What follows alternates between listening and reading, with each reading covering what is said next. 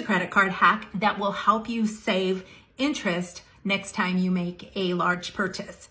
Now, as you know, I'm not a huge believer in having consumer debt, but I am less of a believer in actually paying interest on things when I purchase them.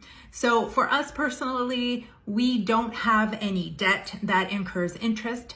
I do believe in using a credit card every month that will help you build up points that you can use for travel or other things, but that credit card should be paid off by the end of every month. But let's say you need to make a large purchase.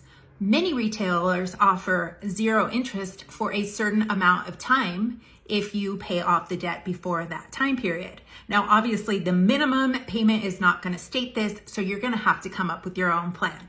For example, if you see yourself in the need of getting a new appliance for your home and you may have the cash, but you don't want to use your cash, why not use their money but pay no interest? So if the purchase price is $1,000 and they have no interest for 12 months for purchases over $300, you just split that payment into 12 months and make sure you pay it off before your promotional date expires.